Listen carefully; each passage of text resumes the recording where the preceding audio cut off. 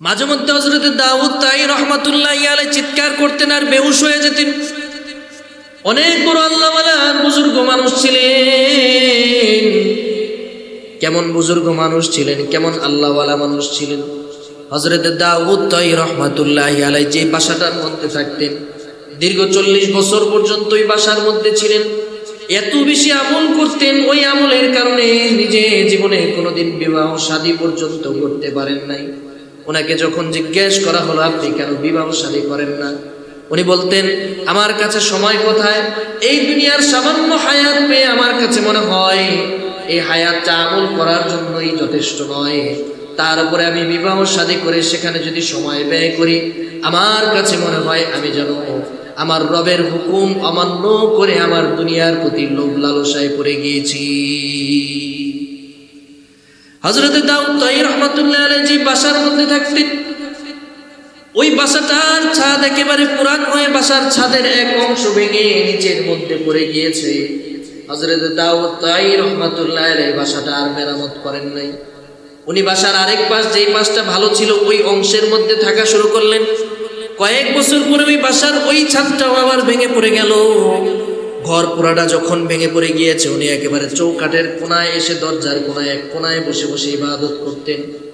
ওনাকে যখন জিজ্ঞেস করা হলো আপনি এমন মানুষ কেন, নিজের ঘরটা তো অন্তত মেরামত করবেন, নিজে থাকার জন্য একটু আরাম আয়েশের জন্য থাকার ঘরটা মেরামত করবেন, এটা তো খারাপ কোনো কিছু নয়। হযরত দাউদ তাই রহমাতুল্লাহি আলাইহি জবাব দিয়া বলেন আমার কাছে মনে হয় এই ঘর মেরামত করে কি হবে, যে ঘরে আমার চিরদিনের জন্য যেতে হবে, ওই ঘর মেরামতের কাজ আমি দাউদ প্রতিদিন করে যাই। সুবহানাল্লাহ বলে। হযরত দাউদ তাই রহমাতুল্লাহি আলাইহি মাঝে মধ্যে উনি চিৎকার করতেন আর বেহুশ হয়ে যেতেন। ওনাকে যখন জিজ্ঞেস করা হলো আপনি কেন চিৎকার করেন আর কেন বেহুশ হয়ে যান, উনি তখন জবাব দিয়া বলে আমি যখন মুরাকাবা মুশাহাদার মধ্যে বসি, যখন কবরের ফিকির নিয়ে আমি আল্লাহর দরবারে মুরাকাবায় বসি, আমি দেখতে পাই কবরের মধ্যে একজন মানুষ শুয়ে আছে। ওই মানুষটার জায়গায় আমি নিজেকে কল্পনা করি, ওই মানুষের জায়গায় আমি নিজের কথা ভাবি। আমি মনে করি ওই জায়গায় আমি দাউদ শুয়ে আছি। ওই জায়গার মধ্যে আমি যখন শুয়ে থাকি, আমি ডান দিকে কাত হয়ে যখন শুয়ে থাকি, আমি দেখতে পাই কবরের আযাবের ফেরেশতাগুলো ঝাঁকে ঝাঁকে হাজার হাজার ফেরেশতা কবরে আমাকে আযাব দেওয়ার জন্য হাতে ধারালো অস্ত্র নিয়ে আমি দাউদের দিকে আগায় আসতেছি। হযরত দাউদ তাই রহমাতুল্লাহি আলাইহি বলেন যখন এই দৃশ্যগুলো আমি দেখতে পাই, এক একজনের এত ভয়াবহ চেহারা আমি যখন দেখতে পাই, আমি দাউদ আমার নিজের সেন্সটা ঠিক রাখতে পারি না, নিজের এই ভারসাম্য আমি ঠিক রাখতে পারি না, নিজের হিতাহিত জ্ঞান আমি ঠিক রাখতে পারি না, নিজের চরিত্রটা আমি ঠিক রাখতে পারি না। আমি যেই সুস্থভাবে দাঁড়িয়ে থাকবো ওই সুযোগ আর আমার হয় না। কবরের আযাবের ভয়ের কথা চিন্তা করে আমি দাউদ কান্না করতে করতে বেহুশ হয়ে পড়ে যাই। আজকে সূরাতুল বাকারার 7 নম্বর আয়াত থেকে আমরা আলোচনা করব। বিগত সপ্তাহে 6 নম্বর আয়াত থেকে আমরা আলোচনা করেছি। 6 এবং 7 নম্বর আয়াত দুইটার আলোচনার পার্সপেক্টিভ, আলোচনার যোগসূত্রতা প্রায় কাছাকাছি একরকমই, তবু এর মধ্যে কিছু পয়েন্ট আমি খুঁজে বের করেছি, যার কারণে এই সপ্তাহে এই আয়াতকে আমি আলোচনার অংশ হিসেবে রেখেছি। আল্লাহ তাআলা পবিত্র কোরআনে কারীমের 2 নম্বর সূরা সূরাতুল বাকারা এর 6 নম্বর আয়াতে কুফফারদের বৈশিষ্ট্য সম্পর্কে আলোচনা করেছেন।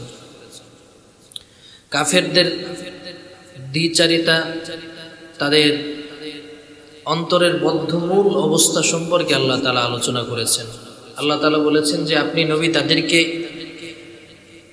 জাহান্নাম সম্পর্কে ভয় দেখান, ভীতি প্রদর্শন করুন চাই না করুন, তাদেরকে আপনি জাহান্নামের ভয় দেখান চাই না দেখান, এরা আপনার দাওয়াত গ্রহণ করবে না। আপনি তাদেরকে জান্নাতের নিয়ামতের সুসংবাদ দেন কিংবা জাহান্নামের ভয়ঙ্কর আযাবের ব্যাপারে তাদেরকে সতর্ক করেন, এরা এতটাই নিকৃষ্ট, এতটাই জঘন্য, এরা আপনার দাওয়াত কবুল করে ঈমান গ্রহণ করবে না। এই কথার যোগসূত্রতা ধরে আল্লাহ তাআলা এই আয়াতে কারিমা নাজিল করেছেন। 9টি পয়েন্টে আজকে আয়াতের ব্যাখ্যা করার চেষ্টা করব এবং এটার সলিউশন সমাধান বা এটার করণীয় সম্পর্কে আপনাদেরকে আমি বোঝানোর জন্য চেষ্টা করব ইনশাআল্লাহ। আল্লাহ তাআলা যেন আমাদেরকে বোঝার এবং আমল করার তৌফিক দান করুন, সকলে বলি আমিন। স্বল্প সময়ে খুব দ্রুত 9টা পয়েন্ট আপনাদের সামনে বলে আলোচনা শেষ করব। একজন মানুষকে আল্লাহ তাআলা যখন সৃষ্টি করেন, মানুষকে হায়াত দেওয়ার সাথে সাথে মানুষের উপর আল্লাহ তাআলা কিছু পরীক্ষাও দেন। মানুষকে পরীক্ষা দেন, মানুষকে পরীক্ষা উত্তীর্ণ হতে হলে মানুষকে পরীক্ষার জন্য প্রস্তুতি গ্রহণ করতে হয়। দুনিয়ার জমিনে আখিরাতটা আমাদের জন্য হচ্ছে পরীক্ষার ফলাফল। দুনিয়ার জমিনটা হচ্ছে পরীক্ষা, ফলাফল পাওয়া যাবে আখিরাতে। পরীক্ষা দিতে হবে দুনিয়াতে। পরীক্ষার মধ্যে আমাদের যে সঠিক উত্তর সেটা খাতার মধ্যে লিখতে হয়, ভুল হলে সেখান থেকে আমার নাম্বার কর্তন করা হয়, নাম্বার কাটা হয়। দুনিয়ার জমিনে আল্লাহ তাআলা আমাকে আপনাকে পরীক্ষা নিচ্ছেন, ইবাদত আমরা করি কি করি না।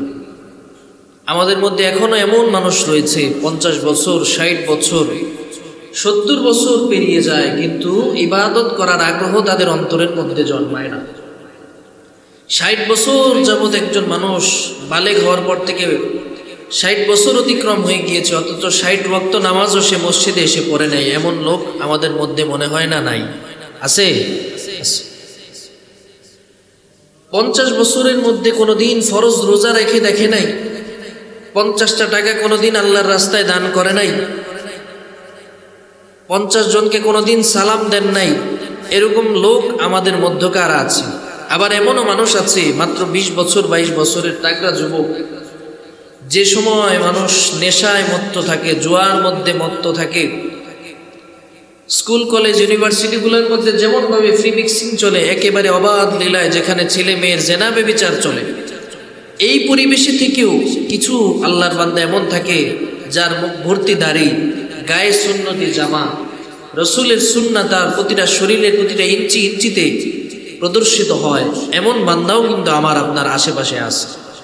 আমি আমার ব্যক্তিগত জীবনের অভিজ্ঞতা থেকে বলছি। ইউনিভার্সিটিতে প্রথম দিন, যেদিন একেবারে প্রথম দিন ক্লাস করার জন্য গেলাম, একটা ছেলে সর্বোচ্চ বয়স 25 থেকে 24, 24 থেকে 25। হয়তো তার বয়স চেহারা দেখে মনে হয় কিছুটা বেশি, কিন্তু ভালোভাবে পর্যবেক্ষণ করলে বোঝা যায় যে তার বয়স খুব বেশি না। এই ছেলেটা আস্তে আস্তে আমার দিকে এগিয়ে আসলো। দেখা গেল আমিও টুপি পাঞ্জাবি পরা, জব্বা পরা, ছেলেটাও টুপি পাঞ্জাবি জব্বা পরা, বরং আমার চাইতে তার পোশাক, তার লেবাস আরো বেশি সুন্নতি মনে হয়। আমার পাঞ্জাবিটাতে ডিজাইন করা ছিল, তার জব্বার মধ্যে কোনো ডিজাইন নেই, কোনো ইস্ত্রি করা নেই, মাথায় একেবারে সাদা উঁচু পাগড়ি, গায়ের শরীর থেকে আতরের সুঘ্রাণ আসছে। একটা ছেলে এগিয়ে আসলো। আমি মনে করেছি হয়তো তাবলীগের কিংবা কোনো মসজিদের ইমাম হবে, কিংবা মুয়াজ্জিন হবে, কোনো মাদ্রাসার ছাত্র হবে, তালেবুল ইলম হবে। এসে কুশল বিনিময় করার পরে আমার পরিচয় জানতে চাইলো। আমি বললাম, এই ক্যাম্পাসে আমি আজকে নতুন, নবীন বরণ অনুষ্ঠানে এসেছি, কিংবা প্রথম ক্লাস করার জন্য এসেছি।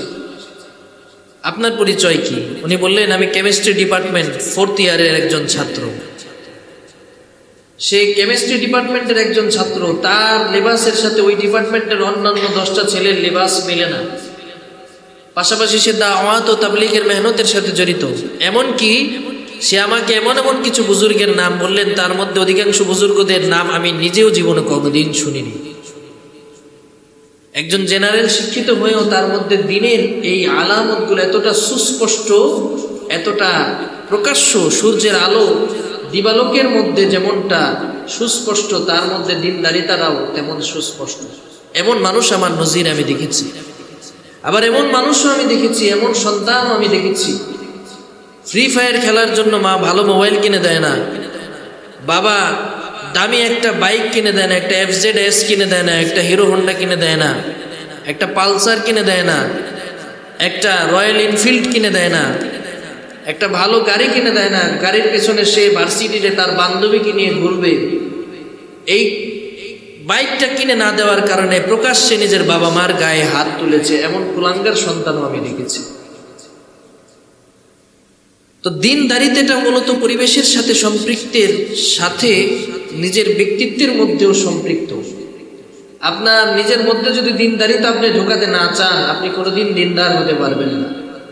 আপনার মধ্যে যদি ইসলামী লিবাস যদি আপনি প্রবেশ করাতে না চান, আপনি কোনোদিন ইসলামী লিবাসে, ইসলামী জীবন ব্যবস্থায়, ইসলামী আদর্শে, ইসলামী নীতিতে, ইসলামী মূল্যবোধে কোনোদিন অভ্যস্ত হতে পারবেন না।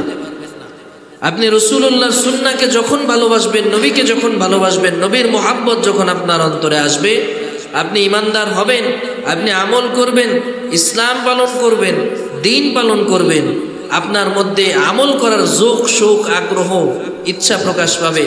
আর যখন আপনি মন থেকেই চাইবেন না যে আপনি দিনদার হবেন, আপনি কোনো দিনের পথে হাঁটতে পারবেন না। এই আয়াতের ব্যাখ্যাটা মোটামুটি আপনাদের সামনে কিছুটা ধারণা আমি দিয়ে ফেলেছি, কনসেপ্টটা ক্লিয়ার করলাম। এখন আল্লাহ তাআলা পবিত্র কোরআনে কারিমে কি বলছে এটা আমরা জানবো। তার আগে প্রথমে যে কথাটা বলেছিলাম যে বান্দাকে আল্লাহ তাআলা কিন্তু পরীক্ষা নেন। মানুষ যদি নিজেদেরকে ইমানদার মনে করে তাহলে এটাও চিরন্তন সত্য যে তার উপরে আল্লাহর পক্ষ থেকে পরীক্ষা আসবে। শত প্রতিকূলতার মাঝে তাকে ইমান নিয়ে টিকে থাকতে হবে, এটাই আল্লাহ তাআলার ফরমান, এটাই আল্লাহ তাআলা ভালোবাসেন। আল্লাহ তাআলা পবিত্র কোরআনে কারীমের মধ্যে এটা বলেন, আহাসিবান নাসু আইয়ুতরাকু আইয়াকুলু আমান্না ওয়া হুম লা ইফতানুন। মুমিন মুসলমান ভাইয়েরা আমার, কোরআনে মাজিদের মধ্যে আল্লাহ তাআলা মুমিনদেরকে জানায় দেন, আল্লাহ তাআলা মুমিনদেরকে সংবাদ দেন। মুমিনদের উদ্দেশ্যে আল্লাহ তাআলা পবিত্র কালামুল্লাহের মধ্যে একটা মেসেজ দিয়ে দেন। আল্লাহ বলেন, মানুষকে এই বিষয় সম্পর্কে চিন্তা করে না, মানুষকে এই হিসাব করে দেখে না, এই চিন্তা ফিকির করে দেখে না। মানুষ নিজেদেরকে ইমানদার বলবে, আল্লাহ তাআলার দ্বীনের কান্ডারি বলবে, মুমিন বলে দাবি করবে, আর তাদেরকে আমি আল্লাহ পরীক্ষা না করে ছেড়ে দিব। আর এই আয়াতের অর্থ হলো, মানুষ যখন নিজেদেরকে ইমানদার দাবি করবে, আল্লাহ তাআলার পক্ষ থেকে তাদের উপরে পরীক্ষা চলে আসবে। এই পরীক্ষার উদাহরণ আপনাদেরকে বিভিন্নভাবে দেওয়া যায়। অনেক মানুষ আছে যারা দুনিয়ার জমিনে দেখবেন অনেক আমল করে, অনেক আল্লাহ আল্লাহ বলে ডাকে, সারাদিন মসজিদের মধ্যে পড়ে থাকে, খুব পরহেজগার, খুব বুজুর্গ, খুব আমলদার মানুষ, খুব আল্লাহওয়ালা মানুষ, কিন্তু অর্থনৈতিকভাবে সে দুর্বল, অর্থনৈতিকভাবে তার সচ্ছলতা নাই, সামাজিকভাবে তার কোনো স্ট্যাটাস নাই, সামাজিকভাবে তাকে অবমূল্যায়ন করা হয়, তাকে বিভিন্ন অপবাদ দেওয়া হয়, বিভিন্নভাবে বিদ্রূপ করা হয়, তার সাথে ঠাট্টা মশকারি করা হয়। যখন সে নিজেকে দিনের জন্য সঁপে দেয়, তার উপরে দুনিয়ার সমস্ত বালা মুসিবতগুলো একটা একটা করে আসতে থাকে। আবার কোনোভাবে আল্লাহ তাআলা তাকে অন্যভাবে পরীক্ষা নেন। আমাদের আকাবের বুজুর্গানে দিন আসলাফগণের উপরে আল্লাহ তাআলা কোরআনে কারীম এবং হাদিসের মধ্যে যে সমস্ত পরীক্ষাগুলো আল্লাহ তাআলা এবং নবীজি সাল্লাল্লাহু আলাইহি ওয়াসাল্লাম বলেছেন, আমাদের বুজুর্গানে দ্বীনের উপরে তেমন পরীক্ষা এসেছিল। হযরতে বাইজিদ বুস্তামি রহমাতুল্লাহি আলাইহি, উনি যখন ইলম অন্বেষণের জন্য দীর্ঘদিন যাবৎ মায়ের থেকে দূরে ছিলেন, মা যখন সুস্থ ছিল বাইজিদ বুস্তামি নিজের মায়ের কাছে থাকতে পারেন নাই, দীর্ঘদিন ইলম সাধন করার জন্য বাইরে ছিলেন, অনেক দূর দেশে গিয়ে ইলম হাসিল করার জন্য নিয়োজিত ছিলেন। যখন তিনি বাড়িতে ফিরে আসলেন দীর্ঘ সময় পরে, নিজের কলিজার টুকরা জননী, নিজের মা, নিজের একেবারে সবচেয়ে কাছের মানুষ, পিতৃহীন বাইজিদ বুস্তামি দেখলেন ওনার মা জীবনের একেবারে শেষ পর্যায়ে এসে পৌঁছে গিয়েছে। বেশিরভাগ সময় নিজের মায়ের কাছ থেকে দূরে থাকার কারণে নিজের মায়ের আদর, সোহাগ আর মমতা থেকে হযরতে বাইজিদ বুস্তামি রহমাতুল্লাহি আলাইহি বঞ্চিত ছিলেন। এই আয়াতের ব্যাখ্যা হলো এমন, মানুষ যদি নিজেদেরকে ঈমানদার বলে দাবি করে, তার উপরে অবশ্যই আল্লাহর পক্ষ থেকে পরীক্ষা আসবে। এই পরীক্ষার মধ্যে যেই টিকে থাকতে পারবে, এই পরীক্ষার মধ্যে যেই ধৈর্য ধারণ করে থাকতে পারবে, এই পরীক্ষার মধ্যে যে আল্লাহ তাআলার উপরে সবর ইখতিয়ার করে, তাওয়াক্কুল করে আল্লাহ তাআলার উপরে নিজের ঈমানটাকে মজবুত ভাবে ধরে রাখতে পারবে, আল্লাহ তাআলা বলেন ওই বান্দাটাই হলো প্রকৃত মুমিন। পরীক্ষা আল্লাহর পক্ষ থেকে আসবে, এই পরীক্ষায় একজন ইমানদারকে উত্তীর্ণ হতে হবে।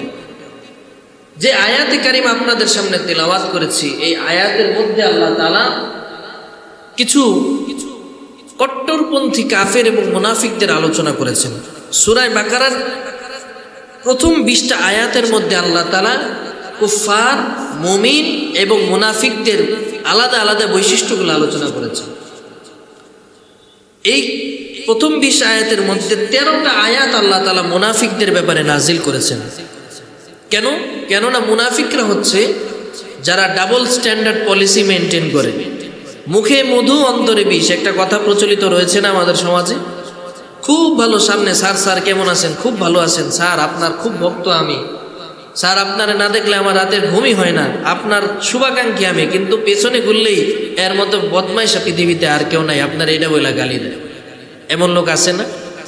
আপনারা যারা উচ্চপদস্থ কর্মকর্তা, বিভিন্ন অফিসে উচ্চ পদে চাকরি করেন, আপনাদের আন্ডারে কিছু লোক থাকে, তো প্রফেশনের খাতিরে পেশার দিক থেকে কাজটা যেন স্মুথ ভাবে করা হয়, এজন্য অনেক সময় তাদের সাথে একটু মিসবিহেভ করা লাগে। জুলুম করা যাবে না, তবে কিছুটা কঠোরতা প্রদর্শন করতে হয়। তো সাধারণত নিচু পদস্থ যারা কর্মকর্তা থাকে, এরা উচ্চ পদস্থদেরকে সামনে খুব মহব্বত দেখায় যে স্যার, এই দুনিয়ার মধ্যে আপনার স্ত্রীর পরে আপনারা যদি সবচেয়ে ভালোবাসে ওটা আমি, আপনার বউর চাইতেও যদি পারতাম আপনারে বেশি ভালোবাসতাম। আর যখন স্যার অফিস ছুটিয়ে বের হয়ে যায়, এই শালার মতো একটা লোক নাই, এমন বদমাইশের বদমাইশ, কথা বলেন, মুখের ভাষাটার জন্য আপনাদের কাছে ক্ষমা প্রার্থী, কিন্তু এরকম বাস্তবতা আমার আপনার সমাজের মধ্যে আছে না? নাই? আছে না? সামনে সামনে মানুষ ভালো আচরণ করে, পেছনেই ঢুকলে, পেছনে ঘুরলেই সমালোচনা শুরু করে দেয়। এটা কোনো মুমিনের বৈশিষ্ট্য নয়, এটা হচ্ছে মুনাফিকের আলামত। এই ব্যাপারেই মুনাফিকদের কারণে আল্লাহ তাআলা এই সূরা বাকারার প্রথম 20 আয়াতের প্রায় 13টা আয়াত মুনাফিকদের জন্য আল্লাহ নাজিল করেছেন। তাদের এই নিকৃষ্টতা সম্পর্কে, তাদের এই ধোঁকাবাজি সম্পর্কে, তাদের বৈশিষ্ট্য নিয়ে আল্লাহ আলোচনা করে মুমিনদেরকে সতর্ক করেছেন। 6 এবং 7 নম্বর আয়াতের মধ্যে আল্লাহ তাআলা 7 নম্বর আয়াতে আল্লাহ তাআলা কুফফার এবং মুনাফিকদের আলোচনার একটা ধাঁচ, একটা ইঙ্গিত আল্লাহ তাআলা দিয়েছেন। এই আয়াতের মধ্যে আল্লাহ তাআলা কি বলেন? আগে আয়াতটা আমরা শুনি। আল্লাহ বলেন খতামাল্লাহু আলা কুলুবিহিম, আল্লাহ তাআলা মোহর মেরে দিয়েছেন, সিল মেরে দিয়েছেন।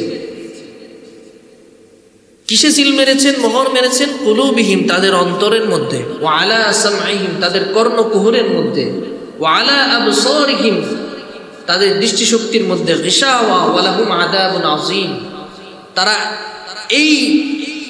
তাদের এই জঘন্যতম পাপাচারের মধ্যে তারা লিপ্ত থাকবে, তাদের জন্য রয়েছে মহাশাস্তির ব্যবস্থা। এই কথাটা আল্লাহ তাআলা কেন বললেন যে তাদের জন্য আল্লাহ তাআলা মোহর মেরে দিয়েছে? স্বাভাবিক কোনো একটা ডকুমেন্ট যখন কমপ্লিট করা হয় লিখে, এটার উপরে যখন উচ্চপদস্থ কর্মকর্তার সিল পড়ে যায়, এটাকে বদলানোর আর কোনো সুযোগ থাকে না। যেখানে বড় স্যারের সিল পড়েছে, এখানে মোহর পড়েছে, স্ট্যাম্প পড়ে গিয়েছে, এটা আর চেঞ্জ করার সুযোগ নাই, এটা আনচেঞ্জেবল, এটা কোনো পরিবর্তন করার সুযোগ নাই। কিন্তু তার আগ পর্যন্ত এটাকে যেমনি সেমনি পরিবর্তন করা যায়, ভুল হলে কাটা যায়, কিন্তু যখন সিল পড়ে যায়, যখন মোহর পড়ে যায়, এটার উপর আর হাত দেওয়ার কোনো সুযোগ থাকে না। আল্লাহ তাআলা কাফেরদের অন্তরের মধ্যে মোহর মেরে দিয়েছেন। কেন? যে কাফেরদেরকে নবীজি যথেষ্ট দাওয়াত দিয়েছেন, যথেষ্ট বুঝিয়েছেন, অনেক চেষ্টা করেছেন, কিন্তু হেদায়েতের পথকে তারা গ্রহণ করে নাই, যার কারণে আল্লাহ তাআলা ঘোষণা দিয়ে, ডিক্লারেশন দিয়ে, সিল দিয়ে বুঝিয়ে দিয়েছেন এরা আর কোনোদিন পরিবর্তিত হবেও না। চিন্তা করেছেন আল্লাহ তাআলা যে তাদের এই কথার উপর মোহর মেরে দিয়েছেন? কেউ যদি এটা চিন্তা করে যে আল্লাহ তাআলা তাদেরকে জুলুম করেছেন, তারা যে হেদায়েত প্রাপ্ত হবে না, আল্লাহই তো বলে দিয়েছেন, তার মানে তারা হেদায়েত যদি না পায় এটাতে তাদের কোনো দোষ নাই। নাউযুবিল্লাহি মিন যালিক। মূলত তারা হেদায়েত গ্রহণ করতে চায় নাই, যার কারণে আল্লাহ তাআলা তাদেরকে হেদায়েত দেন না। যদি তারা অন্তরের অন্তঃস্থল থেকে হেদায়েত গ্রহণ করতে চাইতো, সৎ ইচ্ছা যদি পোষণ করতো, আল্লাহ তাআলা অবশ্যই তাদেরকে হেদায়েত দিতেন। এই কথাটাই আল্লাহ তাআলা বলেছেন। এই আয়াত থেকে আরেকটা বিষয় আমরা বুঝতে পারি, সেটা হলো জেদ এবং হটকারিতা এটা ভালো কোনো বিষয় না। আমাদের সমাজে আমাদের মুসলমান কমিউনিটির মধ্যে কিছু মানুষ থাকে এমন প্রচণ্ড জেদি মানুষ, এমনি নামাজ কালাম তাসবিহ তাহলিল দান সদকা যথেষ্ট ভালো, কিন্তু কোনোদিন মুখে দিয়ে একটা কথা বলেছে, এটা যদি ভুল হয় সে ভুলের উপর অনড় থাকবে, কিন্তু কথার থেকে তার সরার কোনো অপশন নাই। এটা উচিত না। আপনার কাছে যদি মনে হয় আপনার চাইতে ভালো ওপিনিয়ন কেউ দিতে পারে, আপনার চাইতে ভালো এই বিষয়ে কেউ পারদর্শী, কিংবা আপনি যে সিদ্ধান্তের উপর অটল রয়েছেন এর চাইতে যথার্থ ভালো গুরুত্বপূর্ণ এবং অধিক তাৎপর্যপূর্ণ সিদ্ধান্ত কেউ দিতে পারে, আপনার উচিত আপনার জায়গা থেকে সরে এসে তার সিদ্ধান্তকে সাধুবাদ জানানো। এটা একজন ইমানদারের বৈশিষ্ট্য। আপনি মনে করলেন যে এই ঘরের সবচেয়ে বড় কর্তা আমি যদি ভুল বলি ভুলটাও সঠিক, সঠিক বললে সঠিকটাও সঠিক, এটা কোনোদিন উচিত নয়। হতে পারে আপনার ঘরের সবচেয়ে ছোট যে সদস্যতা সেটা আপনাকে সুন্দর একটা পরামর্শ দিতে পারে। একজন ইমানদার হিসেবে আপনার উচিত সৎ পরামর্শটাই গ্রহণ করা। প্রথম ব্যাখ্যা যেটা। 2 নম্বর ব্যাখ্যা যেটা একটু আগে বললাম আপনাদের সামনে, যে মোহর মারা মূলত তাদের জেদের কারণে আল্লাহ তাআলা তাদেরকে মোহর মেরেছে। তারা যে জেদ ধরেছিল, ঈমান গ্রহণ করবে না, নবীকে নবী বলে মানবে না, আল্লাহকে রব বলে মানবে না, কালিমা গ্রহণ করবে না, ইসলামের দাওয়াত কবুল করবে না, জিদ যে ধরেছিল, এই জেদের কারণে আল্লাহ তাআলা তাদের কথার উপরে আল্লাহ তাআলা স্বীকৃতি দিয়ে দিয়েছেন যে এরা কোনোদিন পরিবর্তিত হবে না। এরপরের পয়েন্ট হলো যেটা বলেছি, যে মুনাফিকদের ব্যাপারে আল্লাহ তাআলা প্রায় 13টা আয়াত নাজিল করেছেন এই সূরা বাকারার প্রথম 20 আয়াতের মধ্যে। মুনাফিকদের চরিত্র কেমন এটা সামনে ইনশাআল্লাহ আলোচনার মধ্যে আসবে। তবে তাদের ব্যাপারে একটা কথা বলে নিই। মুনাফিকদের ব্যাপারে বর্ণিত রয়েছে ইন্নাল মুনাফিকিনা ফিদ দারকিল আসফালি মিনান নার। মুনাফিকদের স্থান হচ্ছে জাহান্নামের সবচাইতে নিম্নতম স্থানে। জাহান্নাম এমনিতেই আযাবের জায়গা, তবে মুনাফিকদের স্থান জাহান্নামের সবচাইতে খারাপ যে জায়গাটা সেটার মধ্যে মুনাফিকদের স্থান। তাদের পরিণতি সম্পর্কে একটা কথা আপনাদেরকে জানিয়ে রাখলাম। এরপরের পয়েন্ট হচ্ছে আল্লাহ তাআলা মানুষদের মধ্য থেকে কিছু মানুষ নির্বাচন করেছেন, যে মানুষদের মধ্যে থেকে গ্রুপিং করে দিয়েছেন। কেমন? সব জায়গায় কাজের মধ্যে কোনো একটা কাজ করলে 10 জন যদি থাকে, সে কাজের মধ্যে দেখবেন 2 গ্রুপ সব সময় হয়। কেউ একটা কাজের পক্ষে থাকে, কেউ আরেকটা কাজের পক্ষে থাকে। এটা সব জায়গায়। ঘরে 5 জন সদস্য হলে 5 জনের মধ্যে থেকে দেখবেন 3 জন একটা মত গ্রহণ করেছে, 2 জন একটা মত গ্রহণ করেছে। গ্রুপিং হয়। আল্লাহ তাআলা বান্দাদেরকে যখন সৃষ্টি করেছিলেন, প্রত্যেকটা মানুষকে আল্লাহ তাআলা নিজের রুবুবিয়্যতের শিক্ষা দিয়ে দুনিয়ায় পাঠিয়েছিলেন, যে আমি যে তোমাদের রব, এই শিক্ষা তোমাদেরকে আলমে আরওয়াহের মধ্যে, রূহের জগতের মধ্যে দিলাম, এটা শিখে তোমরা দুনিয়ায় যাবা। কিন্তু দুনিয়ায় এসে মানুষরা এই গ্রুপিং করবে, এটা আল্লাহ তাআলা জানতেন, যার জন্য আল্লাহ তাআলা এই আয়াতে কারিমা নাজিল করেছেন, যে তোমাদের মধ্যে কিছু মানুষ থাকবে যারা ইমানদার হবে, আর কিছু মানুষ থাকবে যারা কুফফার হবে, যারা কাফের হবে। আল্লাহ এই জন্য বলেছেন খলাকাকুম ফামিনকুম কাফিরুন ওয়া মিনকুম মুমিন। তোমাদের মধ্য থেকে আমি আল্লাহ তোমাদেরকে সৃষ্টি করলাম, তোমাদের মধ্য থেকে কিছু কাফের থাকবে, কিছু ইমানদার হবে। স্পেসিস আলাদা আলাদা হয়ে যাবে, এটাই আল্লাহ তাআলা বলেছেন। আরেকটা বিষয় এই আয়াতের 7 নম্বর 6 নম্বর পয়েন্ট, সেটা হচ্ছে যে এই যে রাসূলুল্লাহ সাল্লাল্লাহু আলাইহি ওয়াসাল্লাম তাদেরকে যে হকের দাওয়াত দিয়েছেন, এই হকের দাওয়াত তারা গ্রহণ করবে না বলে প্রথম থেকেই ধরে নিয়েছিল। কেন বলেছিলাম? যে কাফেরদের একটা বদ্ধমূল ধারণা ছিল যে মুহাম্মদের ধর্মকে যদি আমরা গ্রহণ করি, এই যে এলাকার মধ্যে আমাদের যে প্রভাব রয়েছে, এই জাজিরাতুল আরবের মধ্যে, আরব উপত্যকায় আমাদের যে প্রভাব প্রতিপত্তি রয়েছে, যে একটা ক্ষমতা, একটা দাপট রয়েছে, মুহাম্মদের ধর্ম গ্রহণ করার সাথে সাথে ক্ষমতা সব ওর হাতে চলে যাবে, আমাদেরকে তার অনুসারী হয়ে চলতে হবে, আমাদেরকে আর কেউ দাম দিবে না। এজন্য আমরা ওর ধর্ম সত্য হওয়া সত্ত্বেও সে ধর্মে অন্তর্ভুক্ত হব না। এই সত্যকে অস্বীকার করা, সত্যকে অ্যাকসেপ্ট না করা, ডিনাই করার যে তাদের এই নিকৃষ্টতম আচরণ, এই আচরণকেই আল্লাহ তাআলা অপছন্দ করে তাদের এই আচরণের উপরে মোহর মেরে দিয়েছেন।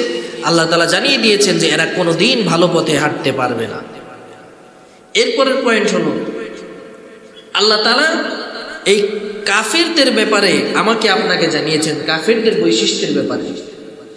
আমরা জানি কাফের যারা, তারা আল্লাহর বিধানকে অস্বীকার করে। কুফফারের বৈশিষ্ট্য হলো, কাফেরদের বৈশিষ্ট্য হলো আল্লাহ তাআলাকে অস্বীকার করা, নবীকে অস্বীকার করা। প্রধান বৈশিষ্ট্য হলো তাদের এটা। কিন্তু কুফরের আরেকটা অর্থ রয়েছে, সেটা হলো হককে গোপন করা, সত্যকে অপ্রকাশিত করতে থাকা। আপনি একটা হকের কথা জানেন, একটা সত্যের বাণী জানেন, এটা যদি আপনি গোপন করেন এই উদ্দেশ্যে যে এটা যদি জানে আরেকজন মানুষ ভালো হবে, এটাও কুফরির আলামত। সত্য গোপন করা এটাও একটা ভালো কোনো অভ্যাস নয়। সত্য গোপন করা সব সময় এটাও একটা খারাপতম অভ্যাস। তারা জানতো আল্লাহর নবীর দ্বীন সহিহ, আল্লাহর নবীর ধর্ম সঠিক, তারপরেও তারা এই মতবাদকে, আল্লাহর নবীর দ্বীনকে তারা মানল না। তাদের কুফরি মতবাদকে তারা সমাজের মধ্যে প্রতিষ্ঠিত করার জন্য সত্যকে গোপন করল। 2 নম্বর কুফরির আরেকটা অর্থ হচ্ছে আল্লাহ তাআলার নাশুকুর হওয়া। কেউ যদি আল্লাহ তাআলার নেয়ামত পাওয়ার পরে সেটাকে অস্বীকার করে, কেমন যেন সে কুফরি করল। একটা আয়াত আমি আপনি কম বেশি শুনেছি, আল্লাহ তাআলা বলেছেন লা ইন শাকারতুম লা আযীদান্নাকুম। আল্লাহ তাআলা বলেছেন কেউ যদি নেয়ামত পাওয়ার পরে যদি তোমরা নেয়ামতের শুকরিয়া আদায় করো, আমি তোমাদের নেয়ামতকে আরো বহু গুণে বাড়ায় দেব। সুবহানাল্লাহ। এরপর আল্লাহ বলেছেন ওয়ালা ইন কাফারতুম। এই কাফারতুমের অর্থ হচ্ছে তোমরা কি কুফরি করো? কুফরি করা না, এটার অর্থ হচ্ছে তোমরা যদি শুকরিয়া আদায় না করো, শুকরিয়া আদায় করার ক্ষেত্রে যদি অস্বীকৃতি জানাও, কাফারতুম শব্দ ব্যবহার করেছে। অর্থাৎ কুফরির আরেকটা অর্থ হলো আপনি শুকর গুজার বান্দা হলেন, এটাও কুফরির আলামত। এমন এমন মানুষ আছে যারা অনেক টাকা পয়সার মালিক হয়েছে, সন্তান সন্ততির দিক থেকেও তারা সেরা, ঘরে 10টা ছেলে আছে, 10টাই দেখার মতো সুন্দর, 5টা মেয়ে আছে, মেয়েগুলোও দেখার মতো সুন্দর, সবাই সুস্থ, পরিবারের অবস্থান খুব ভালো, টাকা পয়সা ভালো, বংশ মর্যাদা ভালো, কিন্তু এই বদমাইশের মুখ দিয়ে কোনোদিন একদিনও আলহামদুলিল্লাহ বের হয় নাই। এমন বাজে প্রকৃতির মানুষ কিন্তু আমাদের আশেপাশে আছে। এই যে শুকরিয়া আদায় না করা, এটাও কিন্তু কুফরির একটা আলামত। তার মানে কুফরি শুধুমাত্র আল্লাহকে না মানা, রসুলকে না মানা, এটাই কুফরি নয়, বরং হককে গোপন করা এবং শুকর গুজার না হওয়া, এটাও কুফরির আলামত। আরেকটা কথা যেটা আপনাদের সামনে বলতে চাই, 8 নম্বর যে পয়েন্ট, সেটা হচ্ছে আল্লাহর নবী সাল্লাল্লাহু আলাইহি ওয়াসাল্লাম আমাদেরকে শুকরিয়া করা শিখিয়েছেন। কেননা ভালো কোনো কিছুর বিনিময় আল্লাহ তাআলা ভালো কিছু দিয়ে দেন। আপনি নিয়ামত পাইলেন, ভালো জিনিস পাইলেন, শুকরিয়া আদায় করলেন, আরেক ভালো কাজ করলেন, এটার বিনিময়ে আল্লাহ তাআলা জান্নাত দিয়ে আরো ভালো, আরো উত্তম, আরো কল্যাণজনক বিষয় দিয়ে আপনাকে দান করবেন। সুবহানাল্লাহ। আবার পক্ষান্তরে খারাপ কোনো কিছু আপনি পাইলেন, আপনি সারা জীবন গুনাহ করলেন, এরপরে গুনাহ করার পরে তওবা না করে মারা গেলেন, আরেক ভুল কাজ করলেন, এমনকি আপনার গুনাহটাকে আপনি না ছেড়ে মারা গেলেন, খারাপ কাজ করলেন, এটার বিনিময়ে আল্লাহ তাআলা খারাপ দিয়ে দিবেন, অর্থাৎ জাহান্নামে আপনাকে পতিত করবেন। নাউযুবিল্লাহ। এজন্য বলা হয়েছে ইন্না মিন জাযাইস সাইয়্যাতি সাইয়্যাতা বা'দাহা, ইন্না মিন জাযাইল হাসানাতি হাসানাতুন। ভালোর পরিণাম ভালোই হয় আর খারাপের পরিণাম খারাপই হয়। 20 বছর আগে আপনি একজনের একটা ক্ষতি করেছেন, ঠিক 20 বছর পরে আপনার সাথে ওই ক্ষতিটা একইভাবে আবার রিপিট হবে। একটা উদাহরণ, চমৎকার একটা উদাহরণ শুনেছিলাম এক বড় একজন আলোচকের ওয়াজের মধ্যে। উনি বলেন যে বউ শাশুড়ি গেছে পুকুর ঘাটে গোসল করার জন্য। পুকুর ঘাটে গোসল করার জন্য গেছে, বউ শাশুড়িকে গোসল করিয়ে দিবে। শাশুড়ি বলে যে বৌমা, আমার পিঠটা একটু, একটা খেরের পালা থেকে খের নিয়ে ওটার মধ্যে একটু সাবান মাখায় বলে আমার পিঠটা একটু জোরে ডলা দাও, পিঠের মধ্যে যত ময়লা আছে এটা যেন উঠা যায়। বউ যখন পিঠ ডলা দিতে গেছে, বউ হাত উঠায়, পা উঠা যায়, হাত উঠায় ডলা দেওয়ার জন্য, হাত না উঠে পা খালি উঠে। এখন শাশুড়ি পিছ থেকে তো আর দেখে না, বলে এত লাফালাফি করো কি জন্য? বলে আম্মা আপনার পিঠ ডলার জন্য হাত উঠাই বারবার, খালি পা উঠা যায়। তাহলে পাও দিয়ে জোরে আমার একটা লাথি দাও, এমন জোরে দাও যাতে আমি পানির মধ্যে পড়ে যাই। বলে কেন আম্মা, এই বেদবি কেন করবো? বলে আমি যখন তোমার মতো নতুন পুত্রবধূ হয়ে এই ঘরে এসেছিলাম, আমার শাশুড়ি আম্মা অসুস্থ ছিলেন, সে বারবার আমাকে একটা ফরমাইশ করতেছিলেন, বিরক্ত হয়ে তার গায়ে আমি একটা লাথি মেরেছিলাম। আজকে আমি সেই জায়গায় উপনীত হয়েছি, এই পরিণাম আমাকে ভোগ করতে হবে। কাজে ভালো কাজ করলে আপনার সাথে ভালো পরিণাম হবে, মন্দ কাজ করলে আপনাকে সেটাও ভোগ করতে হবে। এটাই আল্লাহ তাআলা এই আয়াতের মাধ্যমে বুঝিয়েছেন। 9 নম্বর, হাদিসে পাকের মধ্যে রাসূল করিম সাল্লাল্লাহু আলাইহি ওয়াসাল্লাম ইরশাদ করেন, সর্বশেষ যে পয়েন্ট আপনাদেরকে বলবো, নবীজি বলেন একজন মানুষ যখন গুনাহ করে, একজন মানুষ গুনাহ আমার আপনার দ্বারা হয় না। এখানে কি কেউ বলতে পারবেন যে আমার গুনাহ নাই? ছোট্ট মাসুম বাচ্চারা ব্যতীত সবার তো গুনাহ আছে। আমি হুজুরও কিন্তু বাদ যাই না, আমারও কিন্তু অনেক গুনাহ। গুনাহ করার দ্বারা মানুষের কলবের মধ্যে একটা কালো দাগ জন্মায়। একটা সাদা একেবারে সুন্দর সাদা শুভ্র একটা জামা আপনি পরলেন, কেউ যদি ওটার মধ্যে কলমের কালি একেবারে ছিটকে আপনার গায়ে দেয়, ওই জামাটা দেখতে সুন্দর লাগবে তো? কথা বলেন, সুন্দর লাগবে? ওটা পরে কমিউনিটি সেন্টারে দাওয়াত খেতে যাবেন না, না বাসা থেকে পরিবর্তন করে যাবেন? পরিবর্তন করে যাবেন। গুনাহ করার দ্বারা মানুষের কলবের মধ্যে এরকম একটা ময়লা সৃষ্টি হয়, দুর্গন্ধ সৃষ্টি হয়, কালো একটা দাগ পড়ে যায়। মানুষ যখন গুনাহ থেকে তওবা না করে, ওই দাগটা আস্তে আস্তে ক্যান্সারের মতো বাড়তে থাকে। এই কলবের মধ্যে এই কালো দাগটা আস্তে আস্তে বৃদ্ধি হতে থাকে। এক পর্যায়ে ক্যান্সার যেমন পুরো শরীরের মধ্যে ছড়িয়ে গেলে শরীরটাকে অকেজো করে দেয়, এই গুনাহ আস্তে আস্তে বাড়তে বাড়তে গুনাহ করতে করতে গুনাহ না ছাড়ার অভ্যাস বান্দাকে আস্তে আস্তে এমন অবস্থায় নিয়ে যায়, ক্যান্সার যেমন পুরো শরীরের মধ্যে ছড়িয়ে যায়, গুনাহ করতে করতে তার ঈমানটাও তেমন অকেজো হয়ে যায়। পুরা শরীরের মধ্যে ক্যান্সার ছড়িয়ে গেলে যেমন শরীর অকেজো হয়ে যায়, ঈমানটাও তেমনি ভাবে গুনাহের মাধ্যমে অকেজো হয়ে যায়। আর যদি গুনাহ থেকে তওবা করা হয়, তাহলে এই শরীর থেকে, ঈমান থেকে, এই বডি থেকে রোগ যেমনি ভাবে ওষুধের মাধ্যমে নির্মূল হয়, রোগ নিরাময় হয়, তেমনি ভাবে তওবা করার মাধ্যমে গুনাহগুলো দূরে সরে গিয়ে ওই বান্দার ঈমানটা তেমনি নিরাময় হয়ে ঈমানটা আবার আগের মতো রিফ্রেশ হয়ে যায়। সুবহানাল্লাহ। আল্লাহ তাআলা এই কথাটাই পবিত্র কোরআনে হাকিমের মধ্যে বলেন। আল্লাহ বলেন, কাল্লা বাল রানা আলা কুলুবিহিম মা কানু ইয়াকসিবুন। বান্দারে, তোমরা যখন গুনাহ করো, গুনাহ করার দ্বারা তোমাদের অন্তরের মধ্যে ময়লা সৃষ্টি হয়ে যায়, গুনাহ করার দ্বারা তোমাদের অন্তরটা নোংরা হয়ে যায়। গুনাহ করতে করতে কেমন যেন তোমাদের অন্তরটা প্রায় মৃত্যুবরণ করে, তোমাদের অন্তরটা মারা যায়, তোমরা সে বিষয় সম্পর্কে টেরও পাও না। এজন্য গুনাহ থেকে বেঁচে থাকতে হবে, ঈমানটাকে ঝালাই করে, ঈমানটাকে বাছাই করে, ঈমানটাকে পরিশুদ্ধ করে, বিশুদ্ধ করে, আমলগুলোকে একেবারে সুন্দরভাবে পালন করে আল্লাহ তাআলার দ্বীনের উপরে অবিচল অটল থেকে নিজের জীবনটাকে বাস্তবায়ন করতে হবে। আল্লাহ তাআলার বিধানগুলো নিজের জীবনে বাস্তবায়ন করতে হবে। রাসূলের সুন্নাহ অনুযায়ী নিজের জীবনটাকে সাজাতে হবে।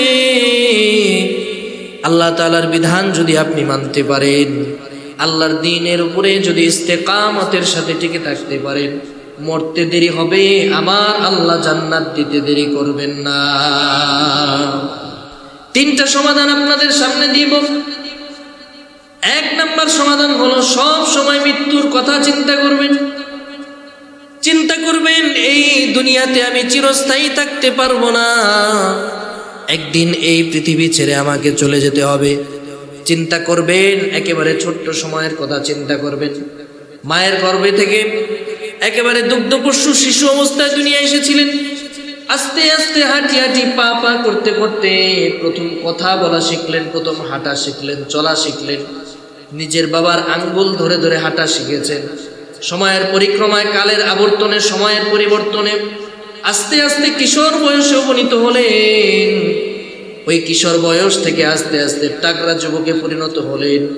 ওই যুবক অবস্থা থেকে আস্তে আস্তে মধ্যবয়স্ক সময়ে চলে এসেছেন।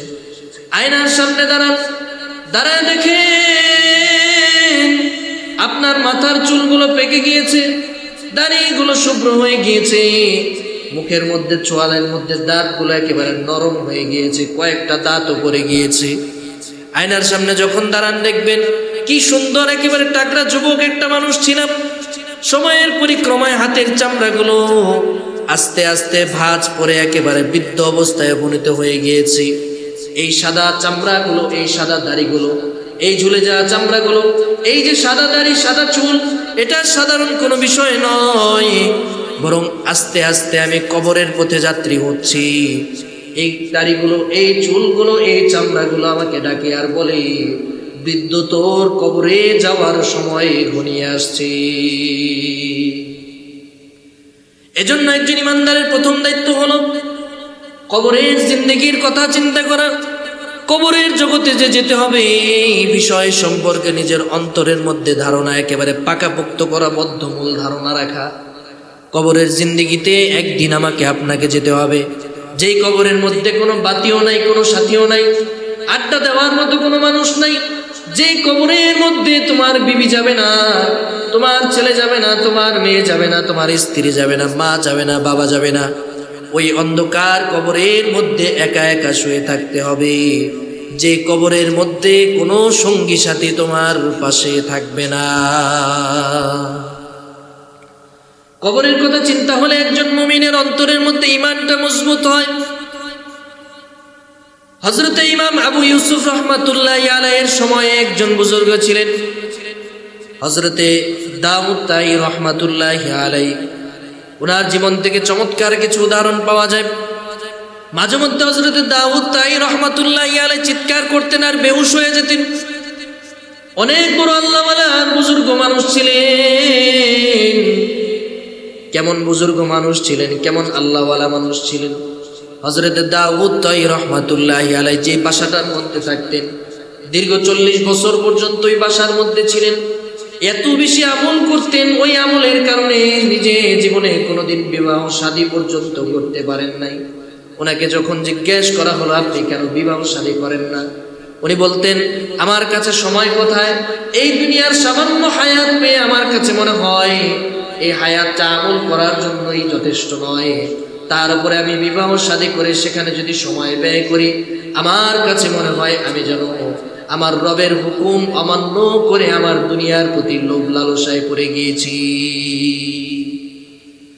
হযরতে দাউদ তাই রাহমাতুল্লাহি আলাইহি যে বাসার মধ্যে থাকতেন, ওই বাসাটার ছাদ একেবারে পুরান হয়ে বাসার ছাদের এক অংশ ভেঙে নিচের মধ্যে পড়ে গিয়েছে। হযরতে দাউদ তাই রাহমাতুল্লাহি আলাইহি বাসাটা আর মেরামত করেন নাই। উনি বাসার আরেক পাশ, যেই পাশটা ভালো ছিল, ওই অংশের মধ্যে থাকা শুরু করলেন। কয়েক বছর পরে ওই বাসার ওই ছাদটাও আবার ভেঙে পড়ে গেল। ঘর পুরাটা যখন ভেঙে পড়ে গিয়েছে, উনি একেবারে চৌকাঠের কোনায় এসে দরজার কোনায় এক কোনায় বসে বসে ইবাদত করতেন। ওনাকে যখন জিজ্ঞেস করা হলো আপনি এমন মানুষ কেন, নিজের ঘরটা তো অন্তত মেরামত করবেন, নিজে থাকার জন্য একটু আরাম আয়েশের জন্য থাকার ঘরটা মেরামত করবেন, এটা তো খারাপ কোনো কিছু নয়। হযরতে দাউদ তাই রাহমাতুল্লাহি আলাইহি জবাব দিয়া বলেন আমার কাছে মনে হয় এই ঘর মেরামত করে কি হবে, যে ঘরে আমার চিরদিনের জন্য যেতে হবে, ওই ঘর মেরামতের কাজ আমি দাউদ প্রতিদিন করে যাই।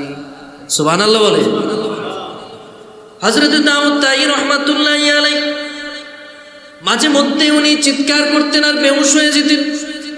ওনাকে যখন জিজ্ঞেস করা হলো আপনি কেন চিৎকার করেন আর কেন বেহুশ হয়ে যান, উনি তখন জবাব দিয়া বলে আমি যখন মুরাকাবা মুশাহাদার মধ্যে বসি, যখন কবরের ফিকির নিয়ে আমি আল্লাহর দরবারে মুরাকাবায় বসি, আমি দেখতে পাই কবরের মধ্যে একজন মানুষ শুয়ে আছে।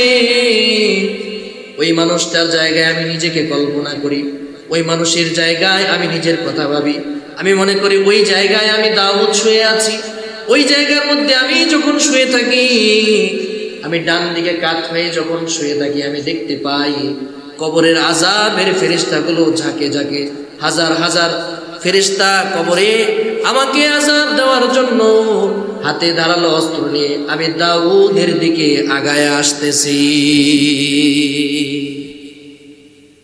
হযরত দাউদ তাই রাহমাতুল্লাহি আলাইহি বলেন যখন এই দৃশ্যগুলো আমি দেখতে পাই, এক একজনের এত ভয়াবহ চেহারা আমি যখন দেখতে পাই, আমি দাউদ আমার নিজের সেন্সটা ঠিক রাখতে পারি না, নিজের এই ভারসাম্য আমি ঠিক রাখতে পারি না, নিজের হিতাহিত জ্ঞান আমি ঠিক রাখতে পারি না, নিজের চরিত্রটা আমি ঠিক রাখতে পারি না। আমি যেই সুস্থভাবে দাঁড়িয়ে থাকবো ওই সুযোগ আর আমার হয় না। কবরের আযাবের ভয়ের কথা চিন্তা করে আমি দাউদ কান্না করতে করতে বেহুশ হয়ে পড়ে যাই। হযরত দাউদ তাই রাহমাতুল্লাহি আলাইহি কেমন মানুষ ছিলেন আরেকটা উদাহরণ দিই। ইমাম আবু ইউসুফ রাহমাতুল্লাহি আলাইহি অনেক বড় একজন ইমাম, মাযহাবের ইমামদের মধ্যে ইমাম আবু ইউসুফ রাহমাতুল্লাহি আলাইহির নাম অনেক উপরে থাকবে। ইমাম আবু ইউসুফ রাহমাতুল্লাহি আলাইহি হযরত দাউদ তাইর ব্যাপারে জানতেন। উনি জানতেন যে খুবই সাধারণ জীবন যাপন করেন। বাদশার সাথে কথা বলে ইমাম আবু ইউসুফ রাহমাতুল্লাহি আলাইহি বাদশাকে ইমাম দাউদ তাই রাহমাতুল্লাহি আলাইহির নিকট নিয়ে গেলেন। উদ্দেশ্য হলো বাদশা যেন ইমাম দাউদ তাইকে কিছু সামান্য উপঢৌকন দেন। বাদশা নিজেও একজন দিনদার মানুষ ছিলেন। উনিও চিন্তা করলেন এত বড় আল্লাহওয়ালাকে যদি সামান্য কিছু হাদিয়া আমি দিতে পারি, এই হাদিয়া দিয়ে উনি কিছুদিন চলতে পারবেন, ভালো মন্দ কিছু খেতে পারবেন। হযরত দাউদ তাই রহমাতুল্লাহ আলাইহি যখন জানলেন ইমাম আবু ইউসুফ এবং বাদশা একসাথে এসেছে, উনি উনার খাদেমকে বলে দিলেন, ইমাম আবু ইউসুফ রহমাতুল্লাহ আলাইহিকে আসতে দিবা, কিন্তু বাদশাকে আমার সামনে আসতে দিবে না। বাদশা দিনদার মানুষ, দিনদার কোনো মানুষ আমার সামনে যেন না আসে। বাদশা ক্ষমতার লোভে পড়ে দিন দুনিয়া সম্পর্কে সব কিছু ভুলে গিয়েছে। সে দিন থেকে গাফেল হয়ে গিয়েছে, দুনিয়াদার হয়ে গিয়েছে। ইমাম দাউদ তাই রহমাতুল্লাহ আলাইহির ওসিয়ত অনুযায়ী বাদশাকে ওনার সামনে আসতে দেওয়া হয় না। ইমাম আবু ইউসুফ রহমাতুল্লাহ আলাইহি অনেকক্ষণ যাবত ওনাকে প্রচন্ডভাবে বিনয়ের সাথে রিকোয়েস্ট করলেন। অনেকক্ষণ ওনার সাথে কাকুতি মিনতি করার পরে ইমাম দাউদ তাই রহমাতুল্লাহ আলাইহি বাদশাকে ওনার কাছে আসতে দিলেন। বাদশা এসে ইমাম দাউদ তাই রহমাতুল্লাহ আলাইহির কাছে পায়ের কাছে চুপচাপ একেবারে নীরবে নিবৃত্তিতে বসে আছে। বাদশা কোনো কথা বলেন না। ইমাম দাউদ তাই রহমাতুল্লাহ আলাইহি ওনার কিতাব মুতাআলা এবং হাদিস অন্বেষণের কাজে ব্যস্ত। ইমাম দাউদ তাই রহমাতুল্লাহ আলাইহির কাছে দীর্ঘ সময় বসে থাকার পরে বাদশা এবার চিন্তা করলেন যাওয়ার সময় হয়ে গিয়েছে। অনেকক্ষণ বসে থাকার পরে বাদশা এবার চিন্তা করলেন এবার তাহলে যাওয়া যাক। উঠার সময় ইমাম দাউদ তাই রহমাতুল্লাহ আলাইহির সাথে মুসাফা করার জন্য দুইটা হাত বাড়ালেন। অনেক বিনয়ের সাথে বললেন, ও বুজুর্গ, আল্লাহর ওলি, আমি তো এসেছিলাম আপনার সাথে মোলাকাত করার জন্য, আপনাকে কিছু হাদিয়া দেওয়ার জন্য। সামান্য আমার পক্ষ থেকে একটা দিনার আপনি গ্রহণ করেন, একটা টাকা আপনি গ্রহণ করেন। এই হাদিয়া গ্রহণ করে সামান্য কয়টা দিন আপনি একটু ভালো মন্দ বাজার করে খান। ইমাম দাউদ তাই রহমাতুল্লাহ আলাইহি বলেন, আপনার যে মোহর রয়েছে, আপনার যে দিনার রয়েছে, আপনার উপঢৌকন রয়েছে, এটা আপনি আপনার সাথে করে নিয়ে যান। আমি আমার এই জায়গা, এই বাড়ি, এই ভিটা সব কিছু বিক্রি করে দিয়েছি।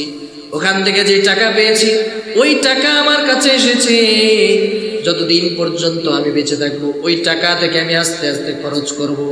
ইমাম আবু ইউসুফ রহমাতুল্লাহ আলাইহি প্রশ্ন করলেন, ও আল্লাহর ওলি, যখন এই টাকা পয়সা শেষ হয়ে যাবে তখন আপনি কি করবেন? তখন আপনি চলার মতো কি উপঢৌকন আপনার কাছে, কি ব্যবস্থা আপনার কাছে আছে? ইমাম দাউদ তাই রহমাতুল্লাহ আলাইহি জবাব দিয়ে বললেন, যেদিন আমার কাছে এই টাকাগুলো শেষ হয়ে যাবে আমি দাউদ সেদিন এই দুনিয়া থেকে বিদায় নিয়ে আল্লাহর দরবারে চলে যাব। ইমাম আবু ইউসুফ রহমাতুল্লাহ আলাইহি বললেন, আপনার কাছে কত অর্থ আছে? ওনার খাদেম ইশারা দিয়ে দেখিয়ে দিল ওনার কাছে মাত্র 10 দিনার আছে, যেটা দিয়ে মোটামুটি 10 থেকে 15 দিন সময় অতিবাহিত হবে। ইমাম আবু ইউসুফ রহমাতুল্লাহ আলাইহি এবং বাদশা সেখান থেকে প্রস্থান করলেন। ইমাম আবু ইউসুফ রহমাতুল্লাহ আলাইহি ওনার দর্শ দিচ্ছেন, হাদিসের দর্শ দিচ্ছেন। এলিম কাজে ব্যস্ত। ওই জায়গায় অনেক ছাত্ররা বসে আছে, তারা হাদিসের দর্শে ইমাম দাউদ তাই রহমাতুল্লাহ আলাইহির কথা উনি একবার বলে ফেললেন। ওনার জীবনী নিয়ে আলোচনা করার সময় উনি বললেন, আমার কাছে মনে হচ্ছে আজকে ইমাম দাউদ তাই রহমাতুল্লাহ আলাইহি ইন্তেকাল করবেন। তখন ছাত্ররা সবাই প্রশ্ন করে বসলো। ইমাম আবু ইউসুফ রহমাতুল্লাহ আলাইহি বললেন, ইমাম আবু ইউসুফ রহমাতুল্লাহ আলাইহি তখন ছাত্রদের প্রশ্ন শুনে বললেন, তোমরা কিভাবে আমাকে বললে?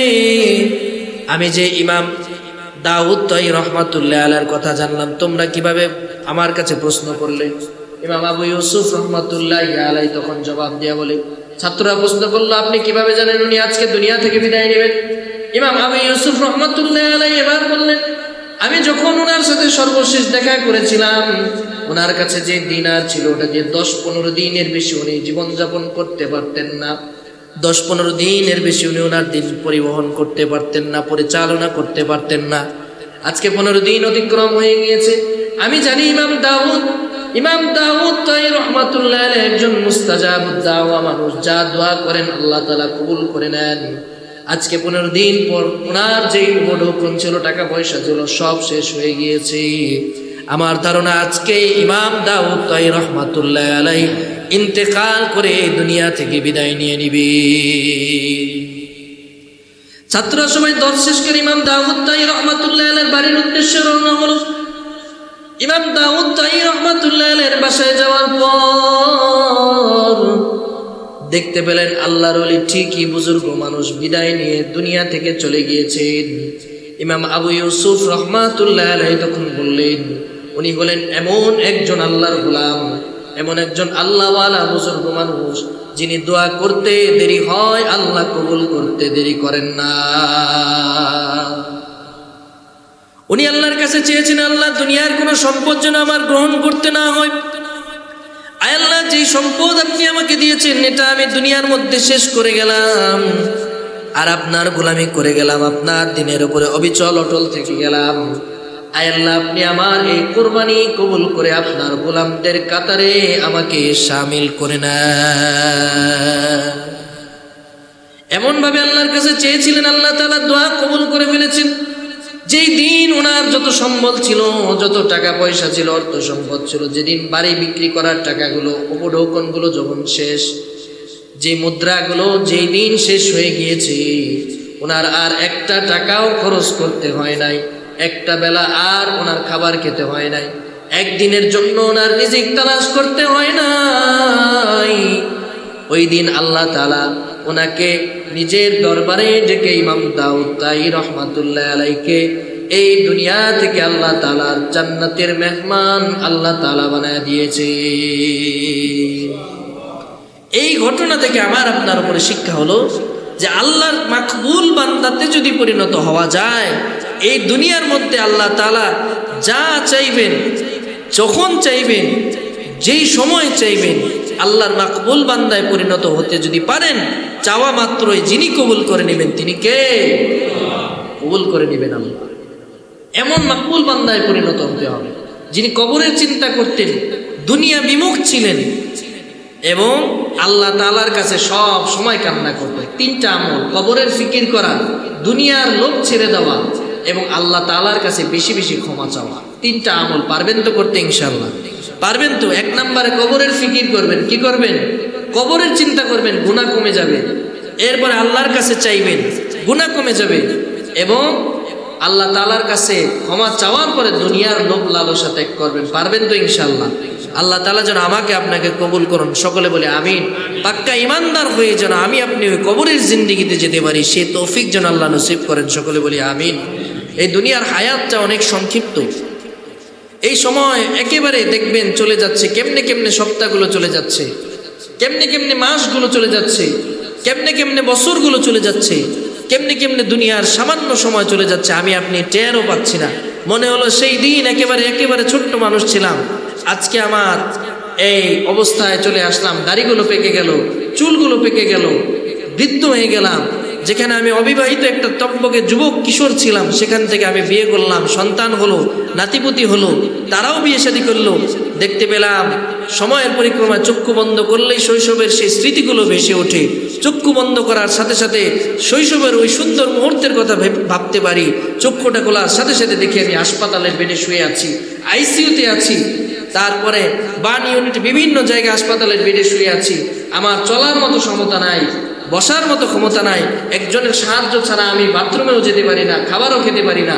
এই সময়টা আমার চলে এসেছে। মুহূর্তের মধ্যে জীবনের আয়ুটা শেষ হয়ে যাবে, কোন দিন যেন কবরে যেতে হয় আমি আপনি বলতে পারি না। তাই আসুন নিজের ইমানটাকে আমরা ঠিক করি, ইমানটাকে মজবুত করি, আল্লাহর জন্য নিজের জীবনটাকে কোরবান করি। পারবো তো ইনশাআল্লাহ? পারবো তো ইনশাআল্লাহ? আল্লাহ তাআলা যেন আমাকে আপনাকে কবুল করেন। সকলে বলি আমিন। সবাই ইস্তিগফার করি। আস্তাগফিরুল্লাহ রাব্বি মিন কুল্লি যামবি ওয়া আতুবু ইলাইহি। লা হাওলা ওয়ালা কুওয়াতা ইল্লা বিল্লাহিল আলিয়্যিল আযীম। আলহামদুলিল্লাহি রাব্বিল আলামিন। والصلاة والسلام على سيد الأنبياء والمرسلين وعلى آله وأصحابه أجمعين. ربنا ظلمنا أنفسنا وإن لم تغفر لنا وترحمنا لنكونن من الخاسرين. ربنا لا تزغ قلوبنا بعد إذ هديتنا وهب لنا من لدنك رحمة إنك أنت الوهاب. رب ارحمهما كما ربياني صغيرا وقل رب ارحمهما كما ربياني صغيرا. يا رب العالمين يا أكرم الأكرمين. আয় আল্লাহ মেহেরবান খুদা, বাদ এশার পর থেকে, এশারের নামাজের পর থেকে আমরা কতিপয় গুনাহগার বান্দা আপনার ঘরে বসে আপনার কালামে হাকিম থেকে কিছু আলোচনা করেছি।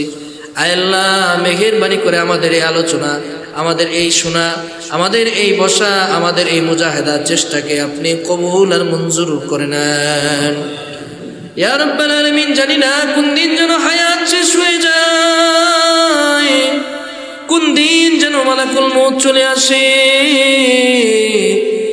কোন দিন যেন এই পৃথিবী ছেড়ে চিরবিদায় নিয়ে অন্ধকার কবরের জন্য রওনা হতে হয়। আয় আল্লাহ, যেই দিন আপনি আমাদেরকে ডাক দিবেন তার পূর্বে মৃত্যুর সামানা গোছানোর মতো তৌফিক দিয়া দেন ইয়া রাব্বাল আলামিন। আল্লাহ, যে সমস্ত ভাইরা অসুস্থ আছেন প্রত্যেককে আপনি শিফায়ে কামিলা আজিলায়ে দাইমা নসিব করে দেন। আল্লাহ, যারা পেরেশানিতে আছে প্রত্যেকের পেরেশানিগুলোকে আপনি দূর করে দেন। আল্লাহ, যারা বিপদগ্রস্ত আছে প্রত্যেকের বিপদ আপদ বালা মুসিবতগুলোকে আপনি দূর করে দেন। আল্লাহ, যাদের মা বাবা চিরবিদায় নিয়ে অন্ধকার কবরের বাসিন্দা হয়ে গিয়েছেন ওই মা বাবার কবরটাকে জান্নাতের টুকরা বানায় দেন। সর্বশেষ ফরিয়াদ আল্লাহ, আমাদেরকে জীবনে একদিন হলেও আপনার খানায় কাবা জিয়ারত করার মতো তৌফিক দিয়ে দেন। আল্লাহ, যারা একবার গিয়েছে বারবার যাওয়ার মতো তৌফিক আপনি দিয়ে দেন। ওয়াসাল্লাল্লাহু তাআলা আলা খায়রি খালকিহি মুহাম্মদ ওয়া আলা আলিহি ওয়া আসহাবিহি আজমাইন। সুবহানা রাব্বিকা রাব্বিল ইজ্জাতি আম্মা ইয়াসিফুন ওয়া সালামুন আলাল মুরসালিন والحمد لله رب العالمين.